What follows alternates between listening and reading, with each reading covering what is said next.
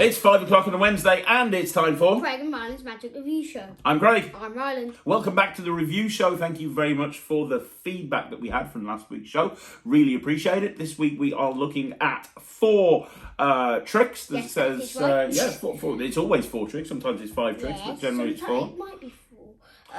No, it might be. It's usually 4. Sometimes 5. They don't really care. They don't care. They just want to hear the reviews. I got good tricks. You have. In fact, we're going to start off with one of your tricks. The first thing that we're going to be looking at is something that a lot of people are talking about, which is the 4K colour box by Brent Braun. So let's have a look at that right now. Okay, so the first item we're looking at is 4K Colour Vision by Brent Braun. Yep. Brent's the guy that bought out a whole bunch of stuff. Definitely Not Marked, we've reviewed from him. The FPS wallet, the FPS coin wallet, which you currently have your Charming Chinese Challenge in, your Chinese coins. And what we have here is a reimagining of an old classic. This trick, Ryalnd, was one of the very first tricks I ever learned. It wasn't as well made as this, but the whole concept of putting a coloured cube in a box, having them put the lid on, and being able to tell them the colour. This is something that was done for many, many years. And how this is marketed is taking an old classic and bringing it kicking and screaming into the 21st century. And I think Brent's managed to do that. I think he has. He's turned it from a one-phase, one-trick pony into a 3-phase routine. And the final phase will fool most magicians that know how this thing works. Because if you've bought into the first 2 phases, then the final phase is just going to absolutely slay you. Now, you're going to perform this, aren't you? Yeah. So you're going to perform it to me.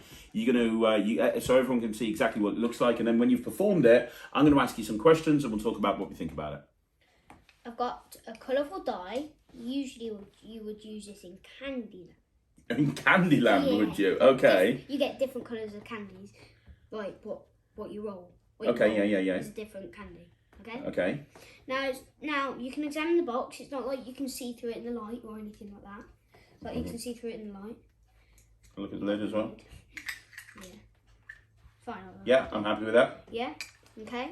Now, I'm going to turn around. Okay. And I want you to just like put it in the box and then put the lid on.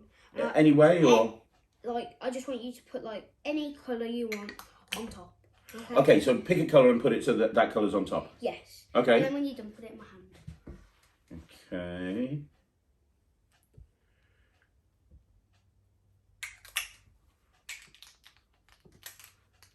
Okay. Okay. Yep. Okay. Now, that's fair, isn't it? Yeah, it's fair. Yeah. Because I don't know. Now, everybody picks purple first time, What? which means you've done it. It was purple. How did you know that? Because everybody picks purple first time. Everybody picks purple first time. Yeah, look, I'll do it again. Because the dice will choose for you this time. Look, like red. It's not like it'll be red every time. You got yellow. You got purple. Okay, yeah, I get the idea. Again. So you want me to roll the dice? Yeah, and that you can roll it as much times as you want to, and then when you've done, put it in my hand. And put it in the box, yeah, like before. Put it in the box. Okay, let me see. The next one, that's what I'm going to go for. No, I'm going to go for one more. Yeah, that one. There you go, done. Done? Yep. Okay. Yep. Now that's fair as well. That was fair. Yeah. That's fair. Yeah. Now this time, it's not like anyone could know. You couldn't know. Yeah, I can know. No one could know. This time it's yellow. It's yellow, isn't it? Yes, Yeah. it is yellow. Yes, it is. Yeah, now this time, this is what we're going to do. You're going to put it behind your back like this. Okay. Okay, then roll it around. Mm-hmm. Roll it around, and then once you're done, put it in the box. Put it Okay. in the box, okay? But I'll give you the box once you say. Okay, so put it behind my back. Yeah, once you say you're ready. Okay, I have no idea which side is pointing up. Tell me Okay. when you're ready, and I'll give you the box. Okay. Ready? You want me to keep it behind my back? Yeah, take one hand out, not the dice hand. And Oh. then, yeah, like that. Done? And then put the lid on. I'm not going to let you even touch that. If you get that, that's a miracle. There's no way you can get that. Not a chance. It's blue. And I knew you would pick blue because the box was blue. That's why the box was blue. It is indeed blue. Because you picked blue, I knew you're going to pick blue. But I specifically got a blue box because you were going to pick Oh, so you were blue. psychologically influencing me with the colour of the box? Yes. You're talking rubbish. No. Okay, so that was a really good performance, Ryalnd. I suppose the first question I've got to ask you is this easy? Yes, it is easy. There's not really any moves. There's not really, is there? Well, except you've got to like switch your dice behind your back, but yeah. Yeah, okay, yes, you do. But other than that, there's not really any moves. In fact, you learnt this about half an hour before going to bed, and then I learned it in 10 minutes. Yeah, and then the following morning you were performing it for everybody. So it's not a difficult trick to learn. The tutorial lasts about half an hour. Yeah. And even though it's a very simple trick, Brent really spends a lot of time focusing on the psychology of this routine. And there's a lot of psychology involved in it. So the first phase, Brent talks about how you're having the box examined, you're having the dice examined so people don't think it's a special dice or a special box. Then in the second phase, you're getting them to roll the dice so they don't think it's some sort of weighted dice. Because apparently, according to Brent, a lot of people do think that. And then all of this leads into the final phase where it's done behind their back. They bring it out. They've got no idea what the colour is. And immediately, without touching the box or going anywhere near it, you can turn around to them and you can say, you're thinking of blue or you're thinking of yellow or whatever it may be. It's a good routine. I mean, it's a good routine. I do like the line that you used, that you got from Brent, which is after you've done the first phase, you don't even do it as a mind reading thing. You just go, oh, purple. Everybody thinks of purple the first time. And it kind of takes you back. It's like, what? Huh? How did you do that? And then you go into doing it again and again and again. You'd never seen this before, had you? This is not a trick that you'd learnt before. No, actually, no. What do you think of it? I think it's really good. You like it? Yeah. Would you take it around and do it with you? Yes. So here's a question, and I don't know the answer to this. I want you to play devil's advocate for me. Do you think this looks too much like a toy? Because it's a plastic box, it's a little colourful dice. Do you think going to a close-up job and going to a paid gig and taking this with you, do you think it would make you look like sort of a hokey magician that just does tricks with kids' props? Or do you think it doesn't matter? Well, not if you say it's like not if you say what Brent said. Yeah. Which is that I got this from a shop and they said it was a mind thing and they tricked me out and I was like, no, but I did make a trick up from it. Yeah. You could do that. Absolutely. So you could do that, yeah. Because I was thinking, oh, this is going to look like a toy, but then I thought, I do turbo stick at gigs all of the time, which is like a little plastic cricket bat looking thing, and no one ever bats an eye. No one ever goes, well, that looks a bit toyish. So maybe it's just me being a bit of a snob, and I don't, and it's not an issue, and I don't think it is an issue. I think you're right, Rye. I don't think it's a problem. It's fun. I think that's the thing, because of the nature of the colourful props and the fact that you're dealing with colours instead of hardcore mind reading. I think I like that, like, you use this in Candyland, and if you get it correct, well, that was your own little line, wasn't it? Yeah. Well, yeah. Brent started talking about it's used for Candyland stuff, and then I went into like, what colour you roll, you get this sort of candy. Like you get red candy, purple candy, green candy, green candy again. I get it. Yeah. So, yeah, I mean, it takes up no pocket space. It's examinable at the beginning. So at the very, very beginning, and Brent talks about how it's really important to have the props examined so that there's no suspicion on them all at all. So it's examinable at the beginning. It's not examinable at the end without doing a sort of a switch. But to be honest, at the end, after you've done the third phase, I don't think people are going to want to examine it because they've already examined it at the beginning. Exactly. That's fine. You get 3 dice with it. You get the box, which is really well made. You get 2 gimmick dice, and then that goes. Yeah. But it's not like gimmicks. It's just like a normal dice, but. Yeah, we don't want to say exactly. Yeah, but it's a normal dice, just like. You get 3 dice with it, and the reason you get 3 dice with it is so you can have a different outcome from table to table. So you can kind of do it on one table and have, like when you performed it with me, it was blue, and then have a different outcome on the next table. There's no table required. It's a walk around piece. You don't need a table. It's very easy to do. It allows you to focus on presentation. There's no real angles to consider. When you bring the thing out in front of you, if they're looking directly from behind, it can be an issue, but you can bring it in here directly to the... Here we go. Yeah, exactly, and then it becomes totally not an issue. Yeah, it's good. You can't really see it from directly behind anyway because of you. You're in the way of it. But if from the side here, then that, yeah. Yeah, and it's very well priced. I mean, it's really, really well priced. It's not it's not an expensive prop at all. I like the idea of just popping it in my pocket. I'll probably get an elastic band and wrap the elastic band around it. So that doesn't happen in your pocket. So I'll probably get an elastic band around it and then just bring it out. I think it would make a nice opener if you're going into sort of mind reading stuff. So if you're going to be doing some mental magic and you're going to be doing some stuff that kind of veers towards mind reading, then this would probably be a nice opener. I even think you could get away with this if you're a hardcore mind reader. Maybe people like Steve Della could tell me. But I think you could get away with this if you're a hardcore mind reading type person. And you could have the presentation of, hey, a lot of people ask me, how do I get into mind reading? Well, I got one of these when I was a kid, you know. So yeah, I like it. I'm going to give it 89%. I think it's really solid. I think it's very well made. I think it'll last a lifetime, and I think it's going to really pack a powerful punch. 89%. What about you? Don't know. I'll give it a grade. Let me think. Come on, hurry up. 95. 95%. So 95% from the Kid Magician, 89% from me. Highly recommended. Well done, Brent. It's another one. We've never given Brent a bad review. He's always bringing out quality products. I cannot wait to see. And Alakazam, though. And Alakazam. Well, maybe Brent needs to bring out a trick with Alakazam. Yeah. Oh my gosh, can you imagine that? Yeah. So yeah, very good. Let's move on with the next review. So the next routine we have is Fadeck. I think it's called Fadeck by Juan Pablo. Imagine that in your hands the deck of cards slowly disappears and finally only the chosen card remains.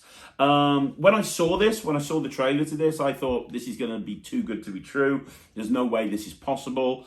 This is going to be some sort of social media thing that only works on social media.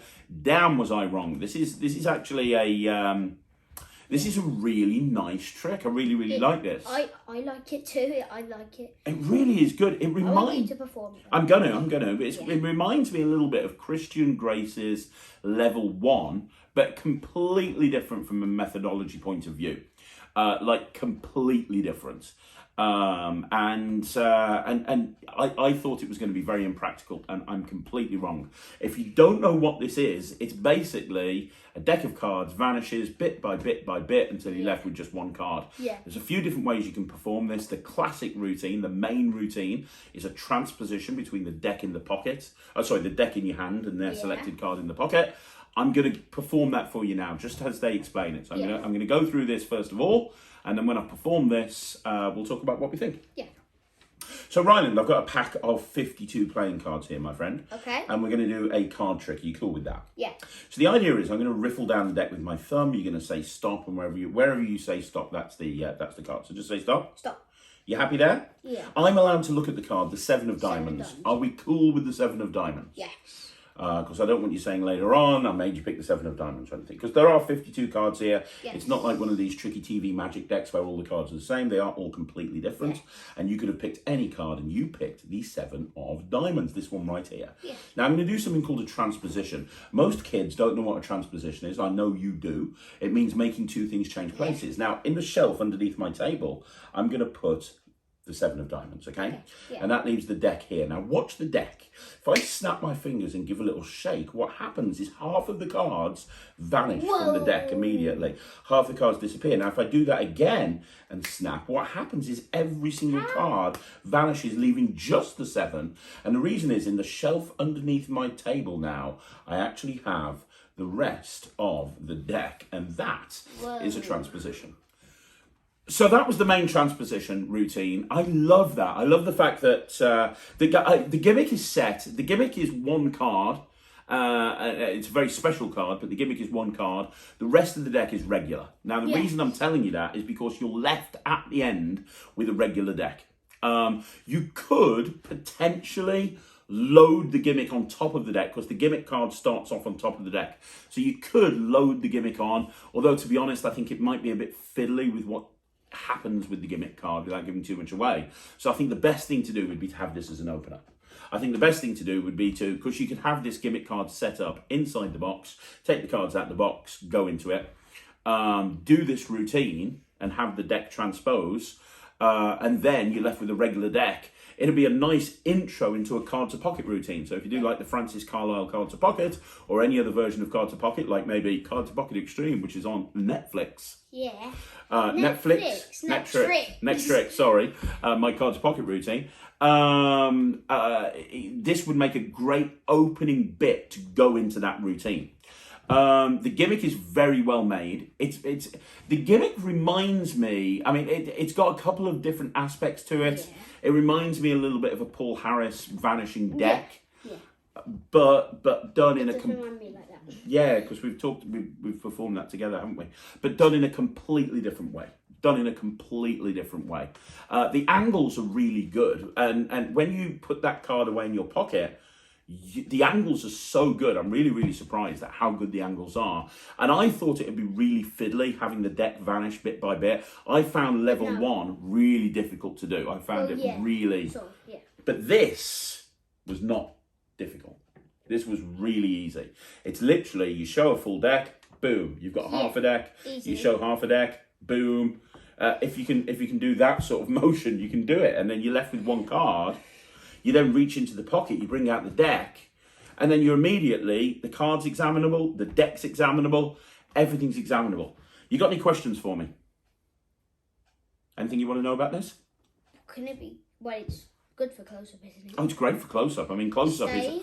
great for close-up. I mean, I suppose if you're doing parlour, it's a nice visual moment. Yeah. You don't need a table. That's what's nice about this. You can put it in your, you can do it. You don't need a table. It's a great walk-around trick. It's a great mix and mingle trick. It's not difficult to do. The download that comes with it is very well thought out. There's a couple of other routines on the download as well, isn't there, Rye? Yeah. There's a really nice version with a royal flush where he's doing like an ambitious card. So he's got a deck of cards and he's doing like an ambitious card, and he finishes off with all the cards vanishing except for a royal flush in spades. I thought that was really good. There's also an easy version that doesn't require ditching the deck into the pocket, but I think that's a little bit too blatant. I didn't like that easy version. I think that he kind of does this thing where he says, look, I'm going to make the cards go in my pocket, and he puts the cards in his pocket and he goes, oh, only joking, and he does the move at that point. But I think there's too much heat on the move with the easy version at that point. Yeah, I mean, would you do this, right? I would do this. You would? Once I've learned it, yeah. Yeah, it's not... Hard. It's not that hard, and it is super visual. I showed it you. I learnt it before you watched the tutorial, didn't I? And I showed it to Ryalnd, and I was like, right, have a look at this. I'm going to show you this. I've got this deck of cards. Boom. I've now got half the deck. Boom. I've now got one card. And you were just like blown away, weren't you? You were just like, well, you knew the Paul Harris vanishing deck concept, and even though you knew the Paul Harris vanishing deck concept, you were still like, how did that work? How did we end up with half a deck and then with just one card? Yeah, it's good. It's good. It's one of those things that you watch the trailer and you think this is too good to be true. This is not too good to be true. We talk on this channel all the time about opening routines and having a really strong opener. And I think it's really important to have a strong opener that grabs people's attention, especially if you're doing a card set. Yes. This is a crazy good opener, because it's less than a minute in length, and you've got that super visual moment, and everything's left examinable. Yeah, I really like it. I'm going to give this 98%. It's high, no, 97%. I'm going to give it 97%. It's highly recommended. I will definitely be doing this and putting this into my app. You will. What are you giving it? 99. 99%. You love this, don't you? Yeah. So 99% from Ryalnd, 97% from me. Easy to do, highly recommended. At the end. At the end, the way that everything's routined. You just need to take the card that you've there, and switch it to the Well, yeah. The heat's on the You deck, just need not to on go the switch card. it. But Yeah, the heat's on the deck, not on the card, and you put the card back on top of the deck, and you immediately then reset. So, yeah, absolutely, it can all be examined. Yeah, so really good. Let's move on with the next review. Okay, so the next thing we're going to be looking at, I've mentioned it on the channel before, I'm going to mention it again. When a new Rubik's Cube trick comes in for the review, it goes directly in your area. Yeah, he loves it. And so I'm going to perform this. He is going to perform it. What we have here is a very similar variation of cube cards by Kev G. Yeah. Now, if you don't know what cube cards is, and you don't know cube cards, you need to learn cube cards. Yeah. What cube cards is it's been brought out many, many years ago by the super creative Kev G, and it was a deck of cards and a Rubik's Cube, and the idea is that they mixed up the Rubik's Cube, it matched the card they picked, and then the entire deck solved itself and the cube solved it. It's really good, you should check it out. This is a very similar sort of thing, but with a book and with a cube, and you're going to perform it, aren't you? Now, the first thing I want to ask you, as a speed cubing kind of kid, is that a good speed cube? The cube that they supply you with? Because I know your big issue with some cube tricks is that the cube isn't very good. Well, if it can turn more than once like that, when I go, then yeah, that's a good speed cube. Like that's turned 3 times. So you're happy with that as a speed cube? Yeah, that's a good speed cube. Of course, when you're doing and like when you mix it up, just like look at that. So can you do the one move solve? I know that's your favourite solve. Is it easy enough to do with that? I think so. I don't know though. Oh, we're going to try, are we? Very quickly. I'm going to try it. I've done it before with this cube, and you know that. Like one move like that, yeah. Oh, there you go. That's great. You can. So you're going to perform this whole thing for us, yeah? Yeah. So let's do a performance of this, and then when we've performed it, we'll talk about what we think. Okay? Yeah. This book taught me how to solve a Rubik's Cube. No way. It's got PLL, OLL, all the L's. F2L. Okay. All the L's, yeah? Okay. Now this book taught me how to do it, and it taught me how to solve the Rubik's Cube, so not just the L's. So it taught me how to do the cross and stuff like that. Okay, yeah. Now I'm just going to mix up this cube here, okay? Yeah. Now you know that there's 47 quintillion million ways to solve a Rubik's Cube. Yes, I do, yes. And do you know, the more you mix up a Rubik's Cube, the harder it is to solve. Yes, so I've heard I just that. mixed that up really well, so it's even harder. That's well mixed. Yeah. Now I just want you to say stop anywhere at all. Okay. Stop. There. Yeah, I'm happy there. Which one? That one right there. That one. Okay. Shall I hold the box for you? Yeah. Book for you. Okay, go on then. Look at that. What? No way. It matches. Look at that. Green, orange, white, blue, yellow. Yeah. What about this? Oh, that's right. Strip of yellow. Strip of yellow. There's Strip of orange, blue, little orange. red, green. What about that side? Well, there. That was there. Green, yellow, red, white, orange. That's perfect. That's absolutely brilliant. Love that. Now that's fair, isn't it? Yeah, that's very That's fair. fair. That's fair. Now I'm just going to solve it by one shake. Watch this. What's that? Well, that was one shake, but it's solved, yeah? Yeah, that is solved. Yeah. Solved, yeah. Solved. Now, you know, whatever happens to the cube happens to the book, look. Really? Look at that. What? It happens Show them. to the book. It happens to the book. Whatever happens to the cube happens to the book. That's So the crazy. cube's solved. That's solved. That's how the match works. Because it's the same thing. Because whatever happens to the cube happens to the book. Now you've just confused me. I love this. You love it. Yeah, It's really big cube. But what do you think of the trick? What do you think of the trick? I think it's really good. I like the trick as well. You like the trick as well? The trick's awesome. Good speed cube. 100. Well, can I give it the percentage? Nice and loud so people can hear you. Well, it's gonna have the big trick of the week if it's going higher than Alakazam. You're gonna give this more than you would an Alakazam trick. Sorry, but yeah. Man, you love this. What are you giving it? 150. 150%. I do love the hook. I love the idea of saying, hey, I've got this book This is how I learned how to speed cube. And by the way, if you don't know how to solve a cube, first of all, you should learn how to solve a cube. You don't need to. But no, but the algorithm that you use with this, it's a very easy algorithm to do. You learned it in like a couple of minutes, didn't you? Like, it's literally just 4 turns. And then you then did a false mix, didn't you? Yeah, I just did a false mix like this. False mix. But and then this is like... Hang on, one more, don't solve it yet. But those 4 moves that he just did there, right? Yeah. What that does is that puts you into a situation that it doesn't matter where they say stop. It's going to match. And that's what's really clever about it. It's like doing a cube matching trick, but without needing a deck of cards, without needing another cube, without needing a mini cube. They can literally just say stop anywhere, and they can pick either design, and it will match exactly. It's genius. And this one? Yeah. So they both match? Yeah, exactly. And then the solve, what's the solve? Is that... This is the solve. It's not a difficult solve, is it? This is fair, isn't it? Yeah? Watch. That solves. It's solved.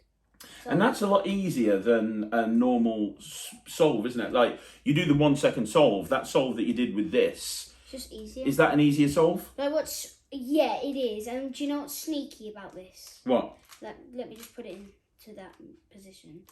Do you know what's sneaky? What? I like it when this is like slow motion. Well, don't give it away, but yeah. But like, this is fair. Like, I'm just so you've already taken one of the moves out. Yeah, I've already taken one of the moves out. That's what I'm saying. So the actual solve, you're only doing 2 moves. This is what it looks like when you've actually done it. You got to put a move. Yeah, I understand. Like you've got this part here when you like done this. So you do this, and then you've got this one. You got this at the back, so you go. So when you put it down, it's like you put that move out. So really, the actual solve is only 2 moves. 2 moves. You just which go. Is so much easier than a lot of the other ones that you do that are like. And the only thing that I will say, and you didn't have to deal with the pain of this, I did, because I opened this while you were in bed. And I had a look at the download. Yes. I will say that it's annoying, but yeah. You didn't have to worry about it. Yeah, what you have to do, it's quite annoying, but you have to do this. You have to make your own. Yeah, you have to make your own. Because this is built like a colouring book, so you can flick it one way. Well, it's not built like it. They give you it as a normal book. You need to cut the ends. Yeah, I had to go through the book and spend half an hour carefully, about an hour, carefully cutting the pages on the books, on particular pages that have got lines on them, to create this gimmick, which is a bit annoying. But I mean, it's a one-time prep. When it's done, it's done.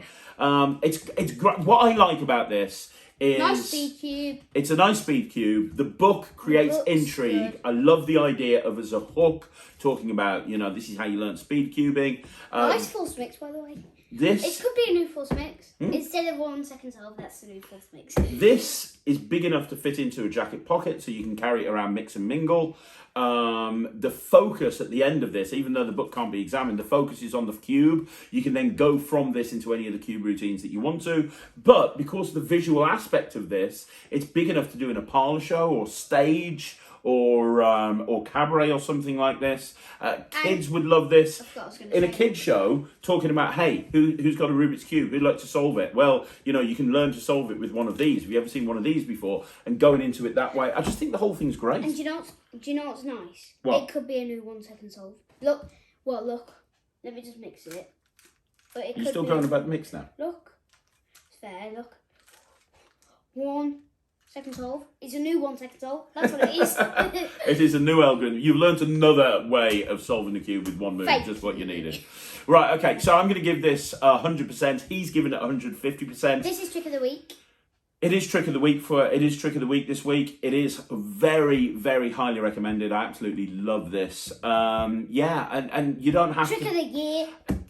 Look, I would say. if I were you, trick of the year. If I were you, I'd get this 100%. If you don't know how to solve a cube, learn to solve a cube before you get it. Because if you make one mistake doing the algorithm, like when you were learning the algorithm, you made a mistake and you had to reset the cube. You had to go and solve. You had to solve the cube. That can be really frustrating if you don't know how to solve a cube. So learn to solve a cube. Buy this. You won't be disappointed. It's really good. Yes.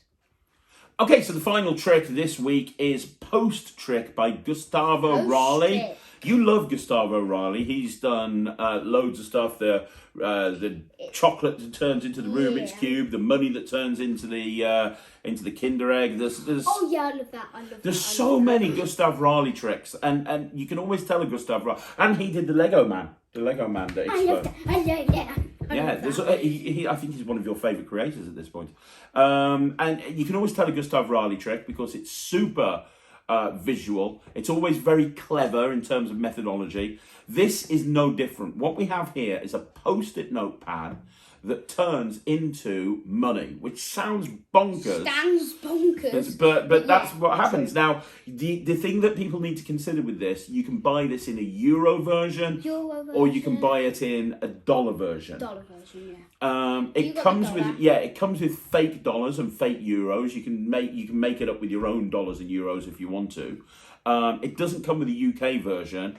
But to be honest, if I was going to do this, I would not do this close up. Although you could, I wouldn't do this mix and mingle. If you wanted to do this, I think if you're in America, use dollar bill. If you went into like anywhere in Europe, just use euros. Yeah, but in the UK, what I'd do is I'd do this in a show, and I'd bring the post-it notepad out, and I'd shake it, and I'd turn them into dollars, because people know what dollar bills are, and people you can even tell if you wanted to, and we'll do a performance in a second, but you can even tell a story about how it's a bit of a nightmare when you go to different countries, and you haven't got any money, and you're trying to pay for something, and they won't accept sterling. But don't worry, because as a magician, all I need is a post-it notepad, and I just write a dollar sign on there, and now I've got lots of money. So there's ways around it. Presentation. We'll show you what actually happened. Yeah, let me perform the trick for you really quickly. Yeah. I'm going to perform it right now. Yeah. You know what, Ryalnd? I believe that if you're a magician, you should be able to do magic with anything. Okay. So I'm not going to use playing cards. I'm not going to use coins. I'm going to do magic with a post-it notepad. I'm going to do magic with a pen, and I'm going to do magic with you. Okay. And at the end of this trick, you are going to love it. In fact, your face is going to look like that. You're going to be nice, happy little Ryalnd. So to remind you what you're going to look like, we're going to put a little smiley face there. And I'm going to draw something here. Do you know what that symbol is? You might not know, actually. American money. American money. That's very, very impressive. American money. Yes, it is American money. Well done.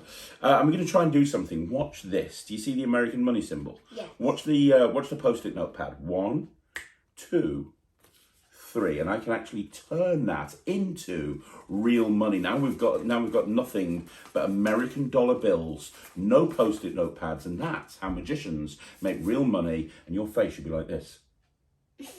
There it is.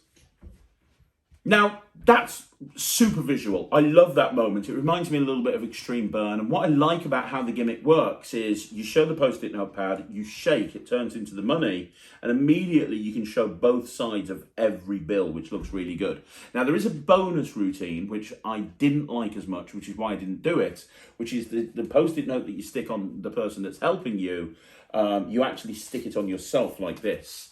And for the bonus routine, you've just turned the money, you've just turned the post-it note into the money, you then reach over and you grab the post-it note off your chest, and that turns into money as well, which you add there. But I thought that was kind of impractical. I didn't like the move. I didn't like the way that it was actually done. So I've chosen not to do that. But I do like the idea of bringing the post-it notepad out, putting a post-it note on them so they think it's real, writing the dollar bill. I mean, super visual. If they know this is real, they'll think the other stuff is real. Exactly. If you are a... But it is sort of real. It's just like, if you're a social media magician, if you're a TikTok magician, if you do stuff on Instagram or stuff like that... It's perfect. It's absolutely perfect because it is so visual. However, this is something that I think will work in the real world. And not always will social media magic work in the real world, but I think this will.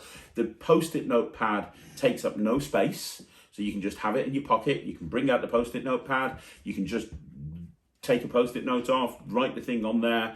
The angles are really good. You get that moment where everything changes, you show it and you put it away. As I say, the only negative in the UK is it's not sterling, but like I said, presentationally you can get around this. I also think this would be amazing for a kid's show. I think this would be amazing for a kid's show. I think you do this in a kid's show and you talk about, Scott Alexander's got a really nice premise with the Miser's Dream, which Nemeth does in his show, where exactly, and friends. Yeah, you would Magician friends. You would never just tie it, yeah.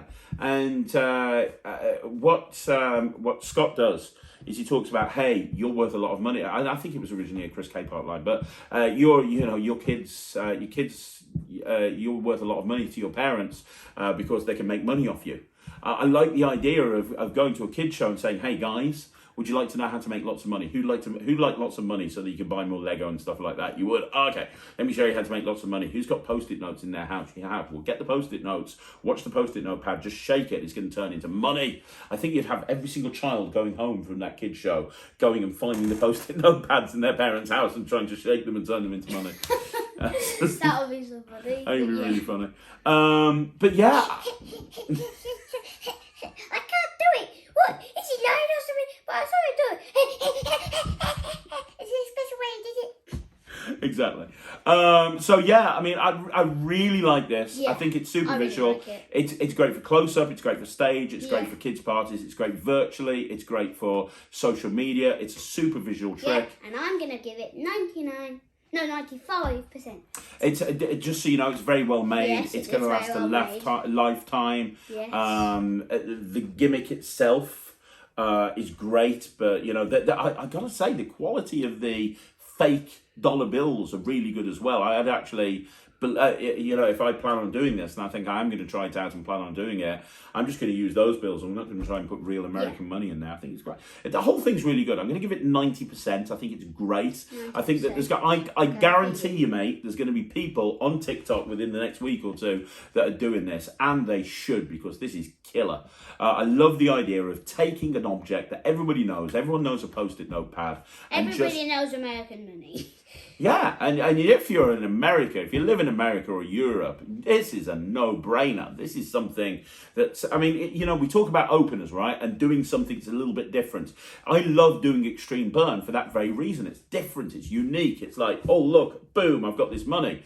Well, you take out this Post-it note pad, you do this thing, you do this. You can even use the Post-it note pad for another routine or whatever it may be. And then you've got that moment where anytime you want it, you can turn it into money, and it's completely angle-proof from every angle. Yes. Killer. 90%. 95. And that's another review show in the back. And that's another review show in the back. It is another review show in the bag. There you go. 4 very interesting items this week. No trash this week. No trash. Absolutely. Trick of the week this week. Trick of the week is this bad boy. It's really, really good. I didn't expect to like this as much as I did, but it's really good. Let us know in the comments down below what you think. Would you do this in your act? Do you do Rubik's Cube magic? What do you think of this? Do you love it as much as me and Rye? What do you think? I love it more than him. Probably. That's why I gave it. He gave it 50% less than me. This is not 50%. 50% less than 150% would be 75%. I gave it 100%. So I actually technically gave it 33% less than you. How? What? Because if I gave it 50% less, what's 50%? 50% is half, right? Yeah. So what's half of 150?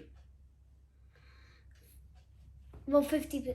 What's half of 150? Oh, yeah. What's half of 150? It's 75%, right? Yeah. Now I gave it 100%. How many 50s in 100? In 150? 3. So I gave it 33% less. You understand? Well, technically 33.333% recurring. Anyway, this isn't a maths lesson. We'll have that later on. Guys, thanks very much for tuning in. We will be back again next week on a Wednesday. If you want to see more from him, go check him out. He's the Kid Magician on YouTube. If you want to see his Rubik's Cube skills, go check him out on YouTube. And if you want to see more videos from me, make sure you like the video, subscribe to the channel, leave a comment down below. I'm going to be back tomorrow with the magic stuff, a magic live and shorts. Thank you very much. Just like you're wearing shorts. Are you wearing shorts? Shorts. There you go, shorts. And we'll be back again next Wednesday. Thanks very much for watching. My name's Craig. My name's Ryalnd. I forgot my name. It's Ryalnd. Yeah, I know. We'll see you next week. Take care. Bye, everyone.